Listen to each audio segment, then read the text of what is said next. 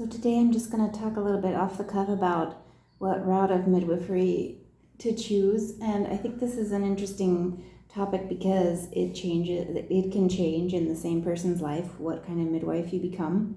So I just want to show you first one little thing I do to kind of keep myself emotionally encouraged, and I love to journal. So I bought this special journal. It's all beautiful. It's my favorite color. And it's got a hard top, and it's for the 3 years that I'm a student.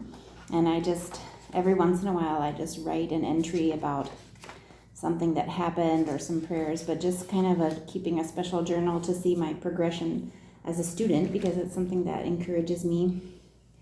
So I want to talk about what kind of route we choose to become a midwife, because when I was a teenager, I actually wanted to become a nurse midwife.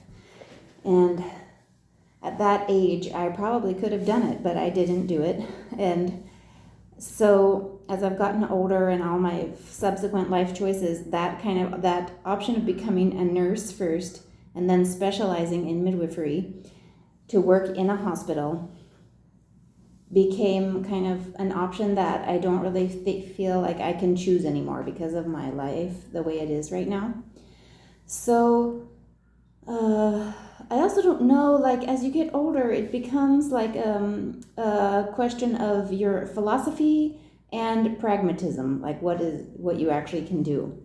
So I probably have gone through a lot of phases about what kind of midwife I would be. I probably went through a phase where I wouldn't have chosen to be a licensed midwife.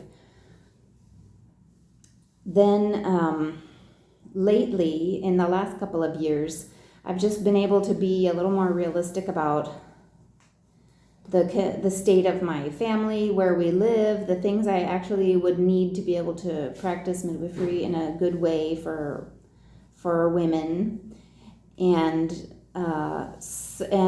probably in a foreign country. So I decided that if I'm probably going to always be living in a foreign country, and so I would really like to have a license. I think that's can be important. So I decided I wanted to get a license and work within the parameters of having a license. But I wasn't sure where I wanted to study. So I looked into studying all over the world. We lived in Ukraine, and I looked into studying in Ukraine. I looked into studying,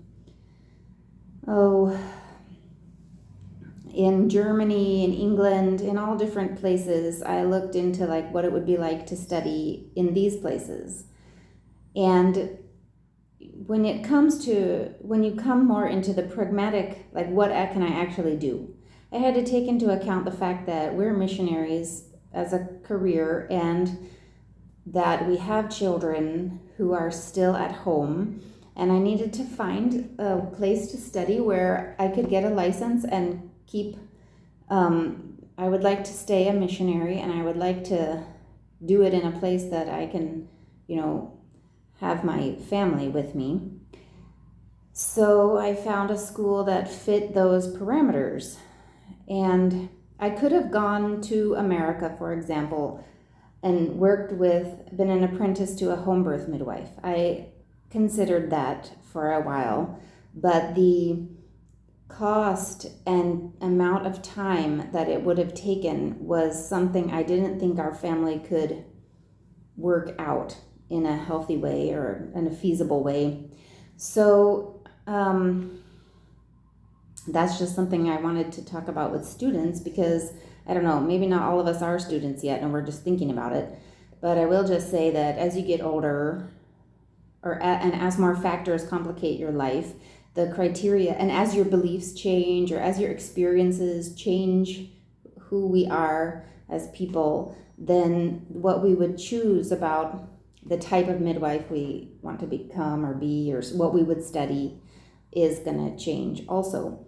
So I'll save another comment for something else. Okay, bye.